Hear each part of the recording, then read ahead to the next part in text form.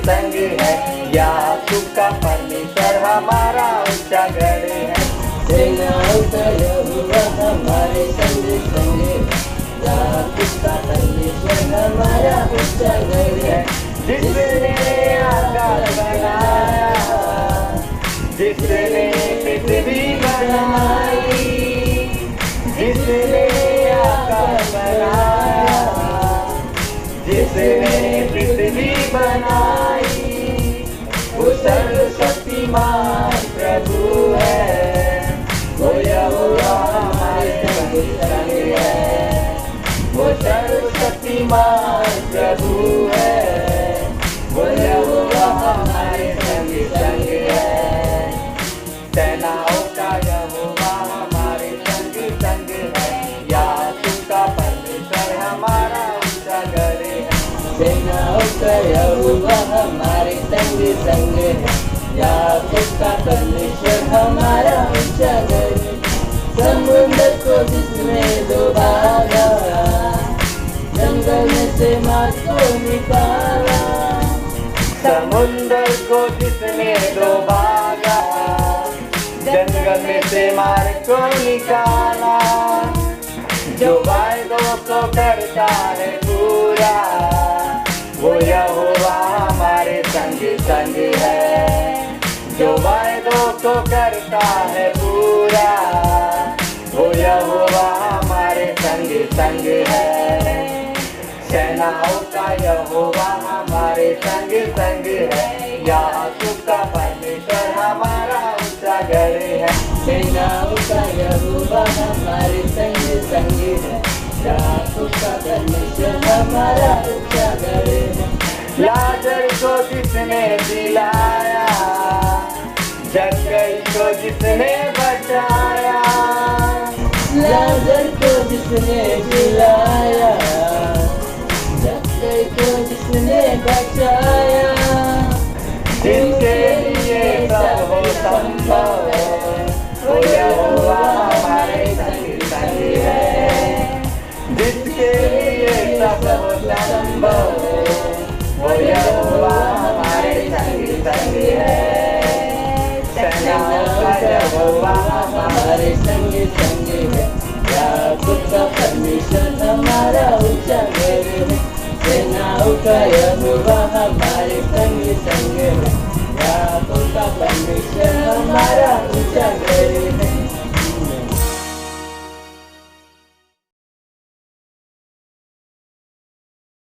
परमेश्वर समय के लिए इस दिन के लिए पिता परमेश्वर हम तेरे सम्मुख आते हैं। पिता परमेश्वर इस गीत के द्वारा पिता परमेश्वर हम तेरे महिमा देना चाहते हैं। पिता परमेश्वर ये गीत पिता परमेश्वर सच में पिता परमेश्वर तेरे प्यार के बारे में पिता परमेश्वर हमें बताता है। पिता परमेश्वर हम तुझसे पिता परमेश्वर अगापे पिता परमेश्वर तो हमसे अगापे प्रेम करता है, इससे धन्यवाद देते हैं। पिता परमेश्वर तू महिमा के योग्य है। धन्यवाद देते बेकरारी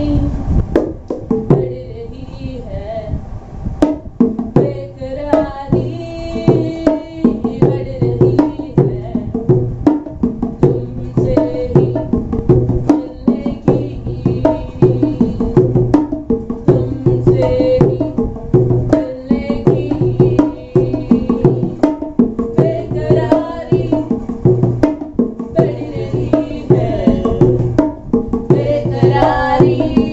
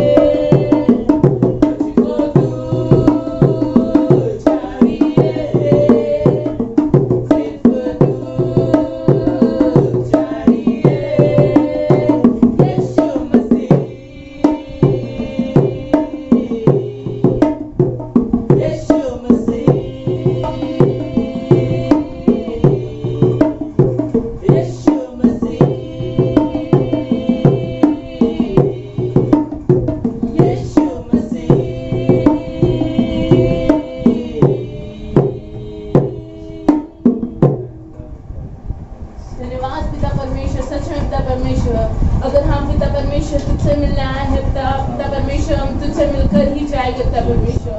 पिता परमेश्वर हमें पिता परमेश्वर संसार का कुछ नहीं बल्कि पिता परमेश्वर हमें तेरा प्यार चाहिए पिता परमेश्वर, तेरा आनंद चाहिए पिता परमेश्वर, तेरी शांति चाहिए पिता परमेश्वर हमारे जीवन में पिता परमेश्वर। ओ पिता परमेश्वर तू सच में पिता परमेश्वर तो हमसे अगापे प्रेम करता है पिता परमेश्वर। पिता परमेश्वर तू सच में पिता परमेश्वर हमारे पिता परमेश्वर मारा गया पिता परमेश्वर, गाड़ा गया पिता परमेश्वर और फिर से जी उठा पिता परमेश्वर हमारे पिता परमेश्वर, हमारे लिए पिता परमेश्वर तेरा प्यार दिखाने के लिए पिता परमेश्वर। पिता परमेश्वर जैसे पिता परमेश्वर हम वचन की ओर बढ़ेंगे पिता परमेश्वर। पिता परमेश्वर मैं चाहती हूँ पिता परमेश्वर जैसे पिता परमेश्वर तूने लोगों को पिता परमेश्वर मन्ना के द्वारा पिता परमेश्वर आशीर्वादित किया था पिता परमेश्वर। पिता परमेश्वर आज का वचन पिता परमेश्वर हमारे जीवन में पिता परमेश्वर मन्ना के द्वारा पिता परमेश्वर आशीषित करे पिता परमेश्वर। धन्यवाद देते पिता परमेश्वर। प्रार्थना मेरे उतार करते यीशु मसीह के नाम से करते हैं।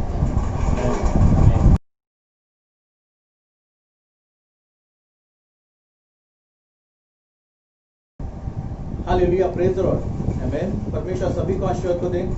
आपका स्वागत है परमेश्वर के आज के सामर्थी वचन में, आमेन, परमेश्वर की उपस्थिति में। और मैं पूर्ण से विश्वास करता हूँ कि आज के दिन में जो है परमेश्वर हर एक व्यक्ति के हृदय से वार्तालाप करेगा, आमेन। और मैं चाहता हूँ कि हर एक व्यक्ति एक बच्चे के समान, वह जैसा बच्चा जो है वह दूध के लिए लालच रहता है, वह हर एक व्यक्ति वह परमेश्वर के लिए वह भूखा और प्यासा रहे। क्योंकि वचन लिखा है कि जो भूखे और प्यासे वो वही दूध पी जाएंगे। आज का वचन जो है वह स्वर्गीय मन्ना के बारे में, आमेन। आप सभी को पता होगा स्वर्गीय मन्ना, आमेन। आइए अपने वचन में जाने से पहले हम प्रार्थना करें अपने सर झुकाते हुए। मेरे मान परमेश्वर पिता, हर एक परमेश्वर प्रभु सुनने वाले प्रभु, हर एक भाई बहनों को अपने आप को भी परमेश्वर आपके पवित्र हाथों में सौंपता हूँ पिता। प्रभु यीशु मसीह के नाम से प्रेम पवित्र आत्मा इस जगह पर हर एक व्यक्ति, हर एक भाई बहनों से प्रभु तू परमेश्वर अद्भुत रीति से वार्तालाप कर, प्रकाश भेद की बातों की तरफ वार्तालाप कर प्रभु। तू महान और तू अद्भुत है परमेश्वर, तेरे समान और तेरे योग्यता में प्रभु कोई दूसरा परमेश्वर नहीं प्रभु। तेरी सच्चाई परमेश्वर हर एक व्यक्ति जीवन में, उनके हृदय में परमेश्वर गहराई से परमेश्वर वास करे परमेश्वर। और हर एक व्यक्ति को प्रभु सुनने वाला नहीं पर तू परमेश्वर वचन के साथ चलने वाला ऐसे तू बना पिता। हम धन्यवाद स्तुति करते हैं प्रभु यीशु मसीह के नाम से, आमीन, आमीन, आमीन। सो प्रभु स्तुतियों, आइए हम वचन को देखें। भजन संहिता पहला अध्याय के पहले वचन को हम देखें। भजन संहिता पहला अध्याय और पहला एक वचन से हम देखें। पहला अध्याय का यह राजा दाऊद का भजन है। वह लिखा है कि क्या ही धन्य है वह पुरुष जो दुष्टों की युक्ति पर नहीं चलता और न पापियों के मार्ग में खड़ा होता और न ठट्ठा करने वालों की मंडली में बैठता है, परंतु वह तो यहोवा की व्यवस्था से प्रसन्न रहता और उसकी व्यवस्था पर रात दिन ध्यान करता रहता है।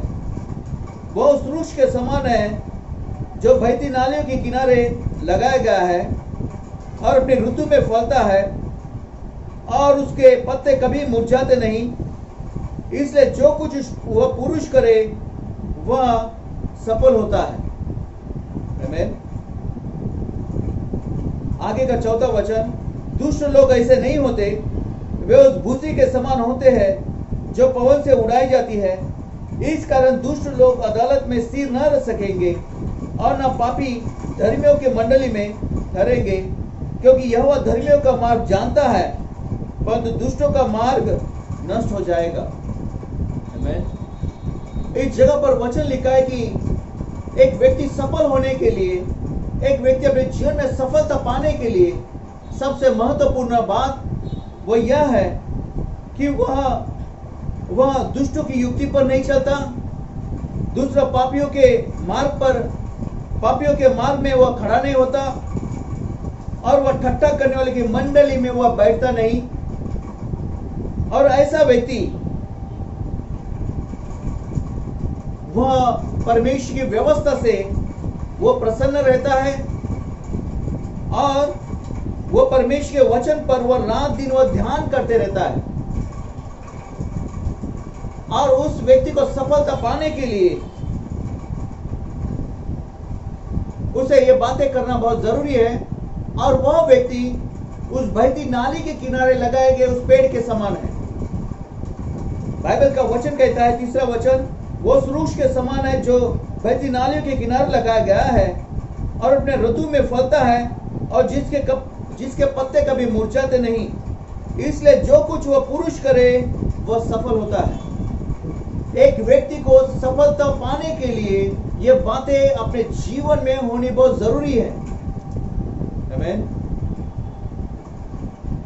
उस व्यक्ति को जो है दुष्टों की युक्ति पर नहीं चलना है, न पापियों के मार्ग में खड़ा होना है, न ठट्टा करने वाले की मंडली में बैठना है, परंतु उसे परमेश्वर की व्यवस्था से उसे प्रसन्न रहना है और उस पर रात दिन वो ध्यान करते रहना है। तो वह व्यक्ति वो परमेश्वर के बहती नाली के किनारे लगाए गए उस पेड़ के समान रहेगा, जो नदी के किनारे लगाएगा उस पेड़ के समान रहेगा, जिसके पत्ते कभी मुरझाते नहीं। इसलिए वो व्यक्ति जो भी कुछ करे उसमें वो सफल होता है। सफलता और कामयाबी हमारी पूर्व और पश्चिम की ओर से नहीं, परंतु परमेश्वर की ओर से आती है। आमीन। और एक वचन को देखिए, तीसरे अपना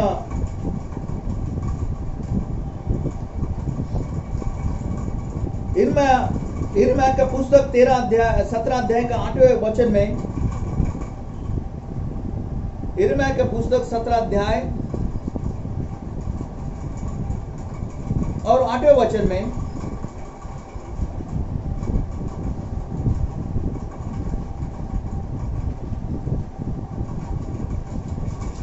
ओके,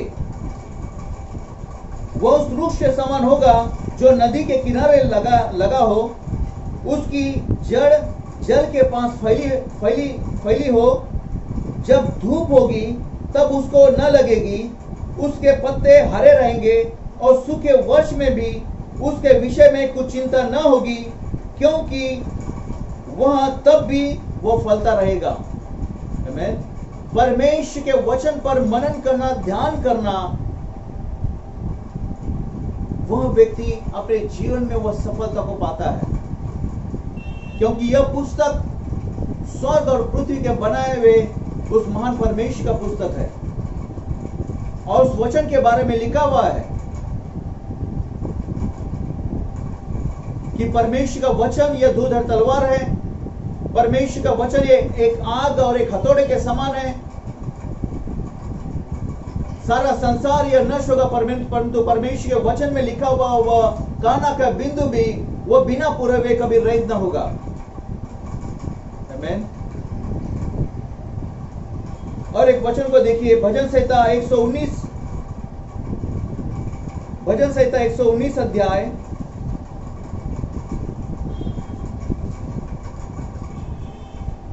और 49 से लेकर 64 वचन, ताकि आपका वचन, आपका ध्यान जो परमेश्वर के वचन पर लगा रहे। आमीन। 119 अध्याय 49 से लेकर 64 वचन।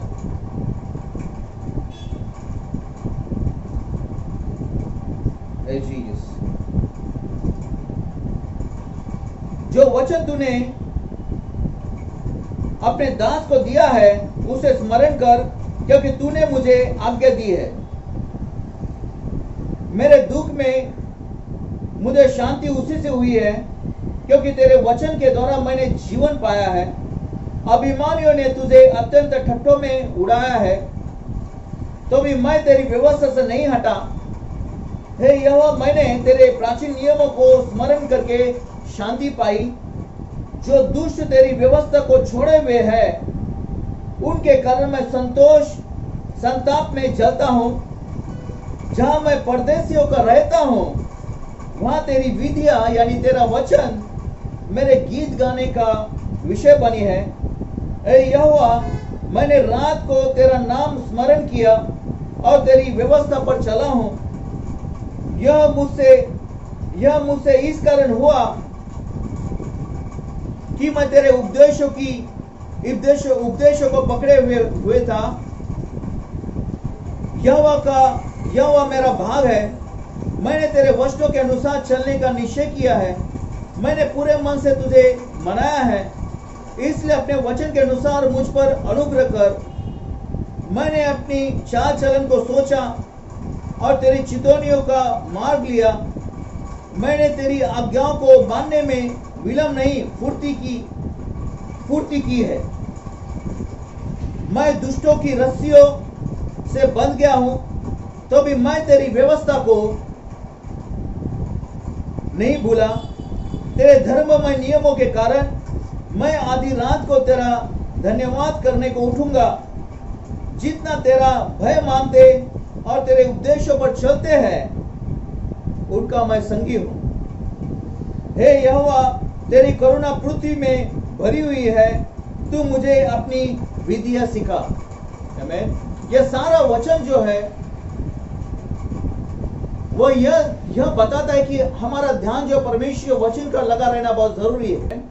सो भजन संहिता 119 अध्याय में उसका 97 वचन क्या कहता है? मैं तेरी व्यवस्था से कैसे प्रीति रखता हूं, दिन भर मेरा ध्यान उसी पर लगा रहता है। आमीन। आज हमारा ध्यान कहां पर लगा हुआ है? इस संसार में या संसार की वस्तु पर? बाइबल का वचन कहता है मैं तेरी व्यवस्था से कैसी प्रीति रखता हूं, दिन भर मेरा ध्यान उसी पर लगा रहता है। सो बहुत जरूरी है कि हमारा ध्यान उस परमेश्वर के वचन की ओर लगा रहना बहुत जरूरी है, जो अनादि काल के लिए स्थिर किया गया है। यह कभी ना भूले कि वचन ही यीशु मसीह है। आमीन। अगर मुझे अपने जीवन में आशीर्वाद पाना है, सफलता पाना है, कामयाबी पाना है, तो मुझे परमेश्वर के वचन पर ध्यान लगाना बहुत जरूरी है। आमीन। एक छोटी सी मधुमक्खी एक मधुमक्खी एक छोटा चम्मच शहद के लिए उसको 4200 उसको फूलों के इर्द गिर्द में उसको घूमना पड़ता है। आमीन। दिन में लगभग उसे 100 चक्कर उसको लगाना पड़ते हैं और हर एक चक्कर उसके लिए 20 मिनट और औसतम 400 फूल होते हैं। एक मधुमक्खी एक छोटे से चम्मच शहद के लिए फूलों के 4200 उसके इर्द गिर्द में घूमती है, ताकि वो एक चम्मच शहद को पाने के लिए। परमेश्वर का वचन भी जो है वह एक शहद के समान है। आमीन। वो एक शहद के समान है। आइए वचन को देखिए। भजन संहिता 19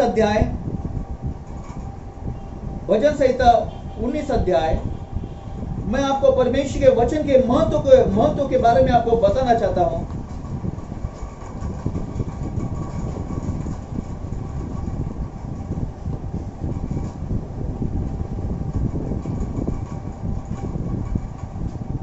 भजन संहिता 19 अध्याय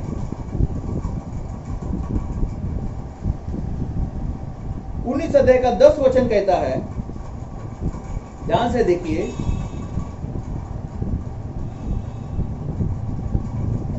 वे तो सोने से और बहुत कुंदन से भी बढ़कर मनोहर है। वे मधु से और टपकने वाले छत्ते से भी बढ़कर मधुर है। आमीन। सो परमेश्वर का वचन वो मधु के समान और टपकने वाले छत्ते से भी बढ़कर वो मधुर है। और एक वचन को देखिए, 119 अध्याय का 103 वचन।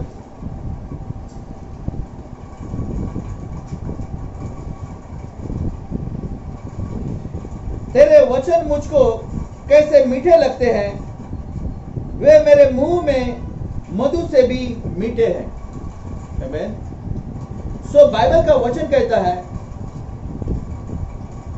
कि पूरा शास्त्र बाइबल लिखने में एक 1500 वर्षों की लगभग उसको अवधि लगा। आमीन। 1500 वर्ष। आमीन। शास्त्र का वचन कहता है, इब्रानी पहला अध्याय का पहला वचन लिखा है। इब्रानी पहला अध्याय का पहला वचन।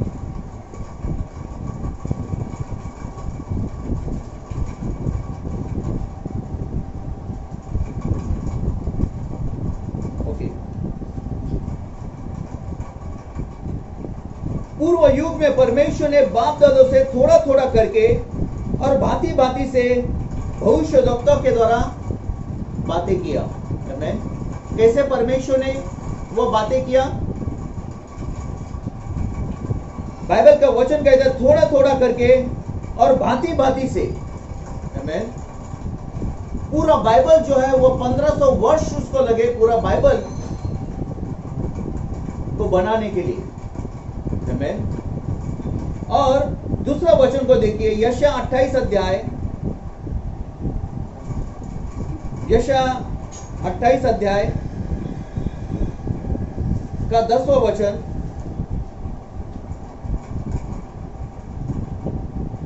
क्योंकि आज्ञा पर आज्ञा और आज्ञा पर आज्ञा और नियम पर नियम, नियम पर नियम, थोड़ा यहां और थोड़ा वहां।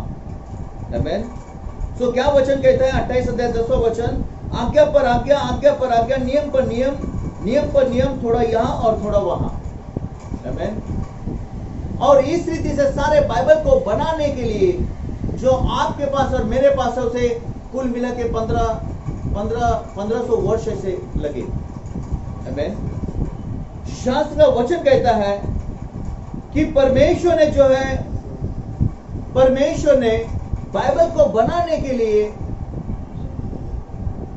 अपने पुस्तक को बनाने के लिए बहुत धीरज रखे हुए उसने बाइबल को लिखा हुआ है। आमीन।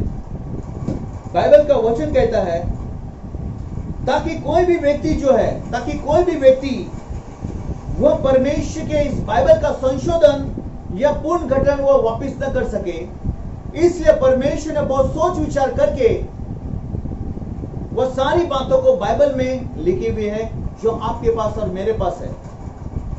आमीन। परमेश्वर जो है बहुत ही धीरज के साथ में उसने बाइबल को लिखा हुआ है। आमीन। मैं यह कहूंगा कि बाइबल के प्रति हमारी समझदारी जो है, हमारी समझदारी वो बहुत कम है।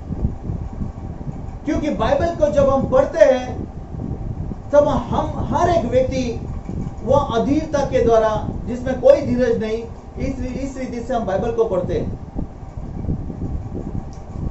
परमेश्वर ने मुख्य उद्देश्य से उसने बाइबल को लिखा हुआ है और यह आपके लिए और मेरे लिए एक मधु के समान, मीठे छत्ते के समान है। जहां पर मैं सोचता हूं कि पहले के समय के लोग,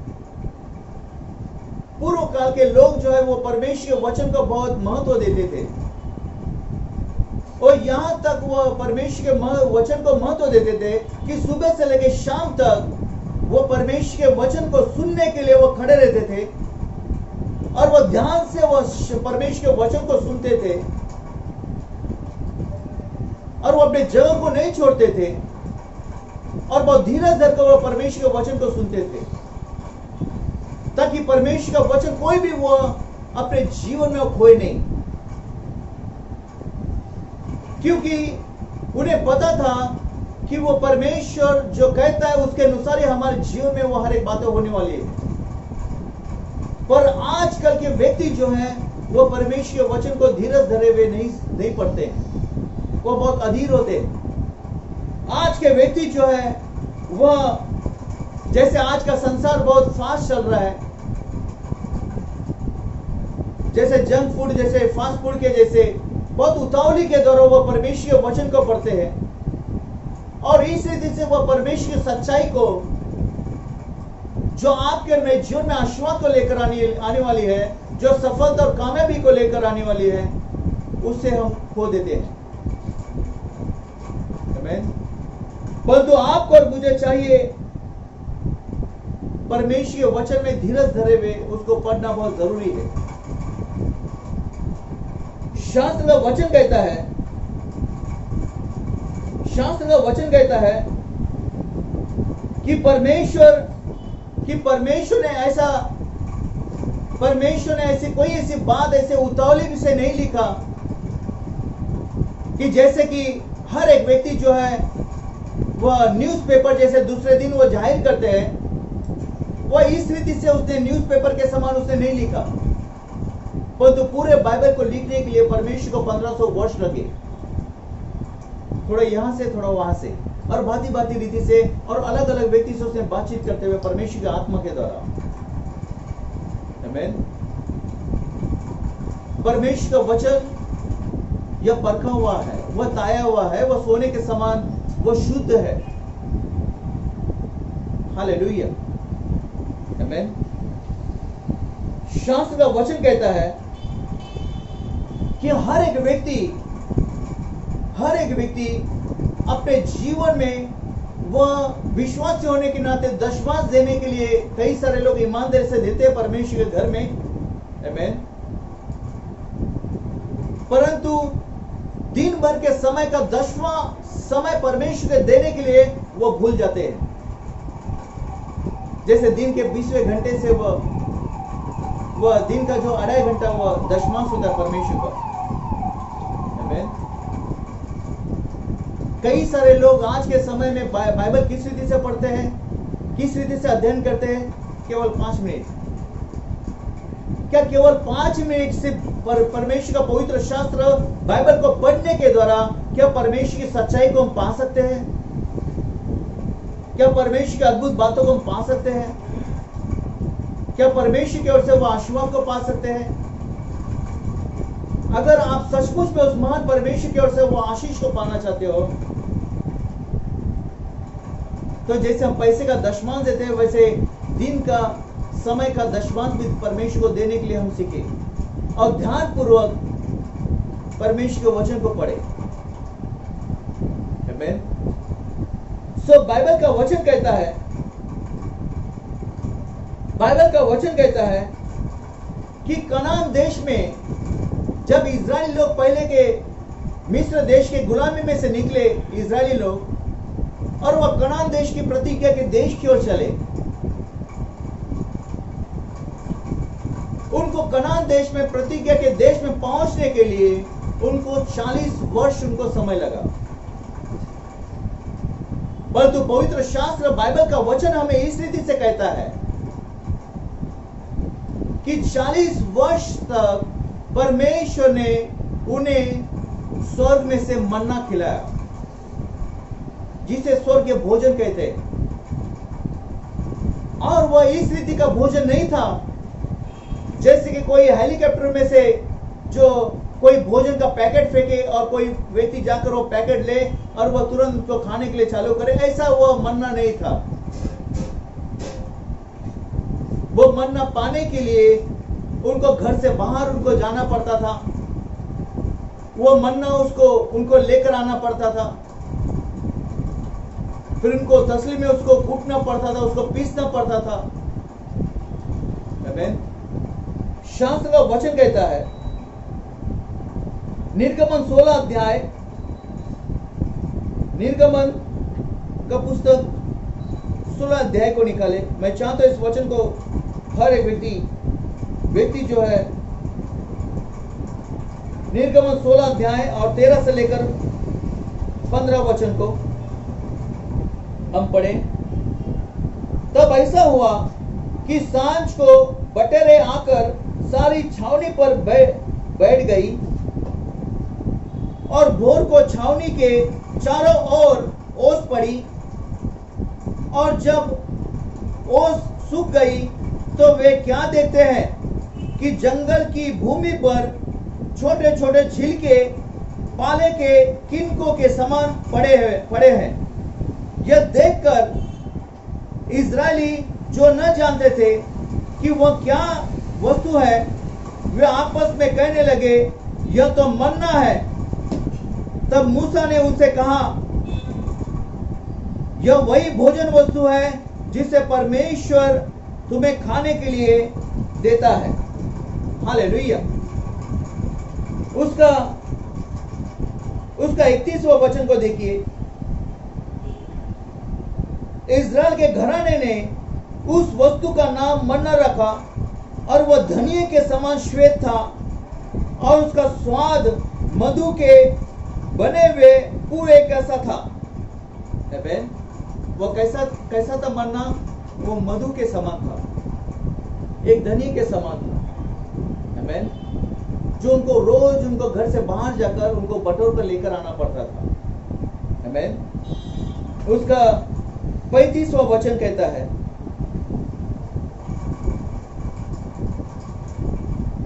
जीसस 35वां वचन, इजरायली जब तक बसे हुए देश में न पहुंचे तब तक अर्थात 40 वर्ष तक मन्ना खाते रहे। कितने वर्ष तक? 40 वर्ष तक वे लोग मन्ना खाते रहे। वे जब तक कनान देश की सीमा पर नहीं पहुंचे तब तक मन्ना खाते रहे। आमीन। और हर रोज परमेश्वर उनको वो मन्ना खिलाया करता था। और एक वचन को देखिए, गिनती 11 अध्याय, गिनती का पुस्तक 11 अध्याय और 7 और 8 वचन।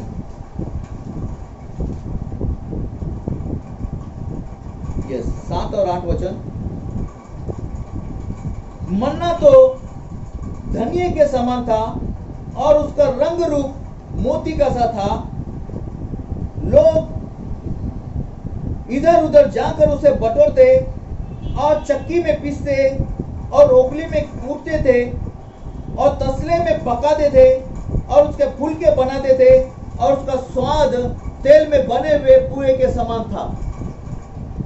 यह ध्यान में रखो कि उन्हें इकट्ठा करने के लिए उनको कितना परिश्रम करना पड़ता था। आज वो मन्ना जो है वो परमेश्वर के वचन को प्रदर्शित करता है, वो परमेश्वर के वचन को बताता है।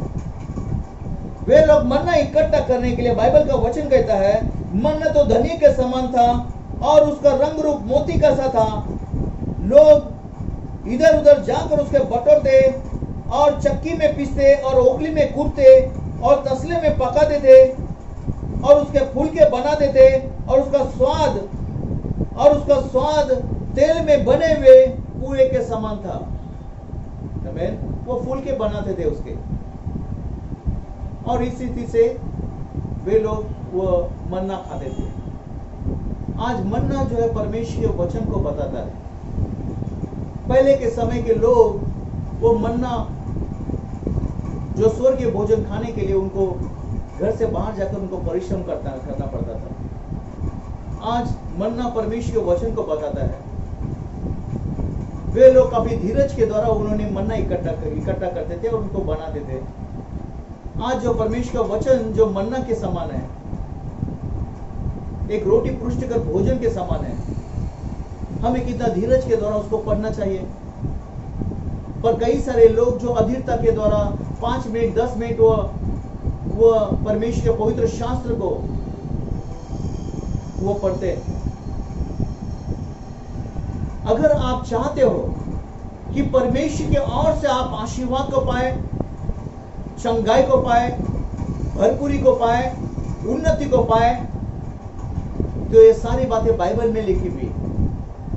परमेश्वर ने ऑलरेडी हर एक बातों को परमेश्वर ने अपने बाइबल में लिखी हुई है।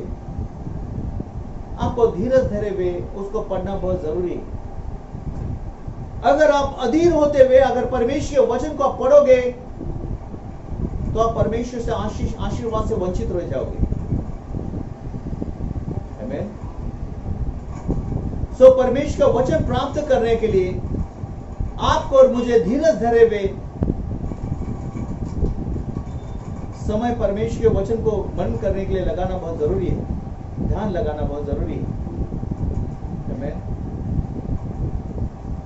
तभी आप अपने जीवन में सफलता को पाओगे, कामयाबी को पाओगे।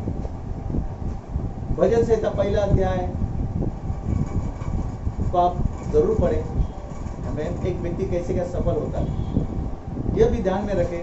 एक मधुमक्खी एक चम्मच मधु पाने के लिए वो फूलों के 4200 उसके इर्द गिर्द में घूमती है ताकि वह एक चम्मच मधु को प्राप्त करने के लिए। आमीन। मधु हम सभी को अच्छा लगता है, परंतु उसे प्राप्त करने के लिए मधुमक्खी जितनी मेहनत करती है, क्या हम परमेश्वर की ओर से आशीष पाने के लिए उतना मेहनत करते हैं? सो आज के इस वचन को जो है अपने जीवन में धारण करें और इस वचन के अनुसार चलने का प्रयास करें। इसमें कोई शॉर्टकट नहीं, कोई भी जो है कोई तुरंत और कोई शॉर्टकट वाला रास्ता नहीं है। हम सभी को परमेश्वर के वचन में पर्याप्त से अधिक समय बिताना है, जो परमेश्वर की पुस्तक है, जिसमें परमेश्वर के स्वभाव के बारे में लिखा है, परमेश्वर का हर एक प्रतिज्ञा, हर एक बातों के, वो परमेश्वर से कैसा प्रेम करता है, क्या क्या वायदे परमेश्वर ने लिखे हुए उसके बच्चों के लिए, आपके और मेरे लिए हमें उसको पढ़ना है रोजाना। आमीन। और ध्यान से पढ़ना, तभी हम परमेश्वर की ओर से आशीष को पाएंगे। आमीन। आओ अपने स्वरों को झुका परमेश्वर की महान उपस्थिति में और परमेश्वर से हम प्रार्थना करेंगे।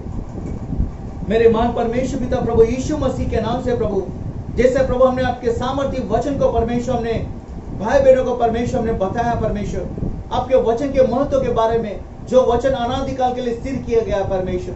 ओ मेरे परमेश्वर, इस वचन के द्वारा परमेश्वर हर एक हृदय से परमेश्वर तू वार्तालाप कर और हर एक व्यक्ति को परमेश्वर आपके प्रति वचन को पढ़ने के लिए प्रभु भूख और प्यास को दे, वो चाह को दे परमेश्वर।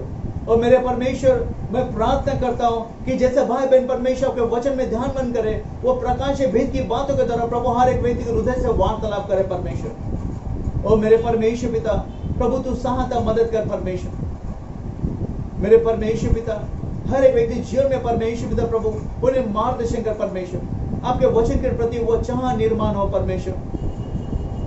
प्रभु अनुग्रह कर, आपका वचन परमेश्वर वो 100 गुना परमेश्वर वो फल को लेकर हर एक जीवन के द्वारा, हर एक जीवन में परमेश्वर आपके नाम की महिमा और आपके नाम का गौरव हो परमेश्वर। हम धन्यवाद स्तुति करते हैं और प्रार्थना पहले प्रभु यीशु मसीह के नाम से करते हैं। आमीन आमीन आमीन। सो परमेश्वर के वचन में पर्याप्त से अधिक समय को बिताए और परमेश्वर के वचन से जरूर और जरूर आप आशीष को पाए। आमीन। बहुत अच्छा समय को आप बिताओ। ये कभी ना भूले कि जिस परमेश्वर के आप और मैं सेवा करते हैं, वो परमेश्वर मरा हुआ परमेश्वर नहीं, परंतु वो परमेश्वर जीवित परमेश्वर कहलाता है और वो परमेश्वर स्वर्ग और पृथ्वी का परमेश्वर कहलाता है। आमीन। और वो परमेश्वर किसी मनुष्य के बनाए हुए मूर्ति में नहीं, परंतु सृष्टि में वास करता है। और जिस परमेश्वर ने आपको और मुझे मौका दिया है, अवसर को दिया है, उस परमेश्वर के संतान होने के लिए, उस परमेश्वर को अब्बा पिता कहने के लिए, उस परमेश्वर के लिखित वचन को समय बिताने के लिए अच्छा समय को बिताए। आमीन। आप सभी को आशीर्वाद दे परमेश्वर, हर एक व्यक्ति जीवन में, उनके परिवार में आशीर्वाद को दे, आत्मिक आर्थिक जीवन में आशीर्वाद को दे। आमीन। अपने कलीसिया के लिए भी प्रार्थना में रखे कि परमेश्वर वो जैसे हम पहले के समय जैसे मिलकर स्तुति आराधना करते थे, वही समय दोबारा आ जाए, क्योंकि वह परमेश्वर सक्षम है इन बातों को करने के लिए। वो जो का त्यो करने वाला परमेश्वर है। आमीन। वो परमेश्वर राजा का हृदय परिवर्तन करने वाला परमेश्वर है। वो परमेश्वर वापस उस परमेश्वर वो कार्य करने के लिए वो सक्षम है, कलीसिया को वापस दोबारा स्थापित करने के लिए। परमेश्वर सभी को आशीर्वाद को दे। अगर आज तक अगर किसी ने अगर अपना दान दशमांश अगर नहीं दिया है, आमीन, तो हर एक व्यक्ति नीचे लिखे गए आप नंबर पर आप फोन करें, ताकि मैं वो दान दशमांश लेने के लिए मैं आपके पास आऊँगा। मैं आपसे विनती करता हूँ, मेरा कहने का मतलब ये नहीं कि पैसे की जरूरत है हमें, नहीं, परंतु मैं ये चाहता हूँ कि आप अपने जीवन में आशीर्वाद को पाए। आमीन। क्योंकि देने के द्वारा हम परमेश्वर की ओर से आशीष को पाते हैं। आपका आशीर्वाद रुकना नहीं चाहिए। और मैं जहाँ पर आप फोन करोगे वहाँ पर मैं घर पर आकर मैं आपसे जरूर लूँगा, दान और दशमांश आपके लिए प्रार्थना भी करूँगा। आमीन। तब तक के लिए आप सुरक्षित रहो। आमीन। और सावधानी बरतें परमेश्वर की उपस्थिति में। आमीन।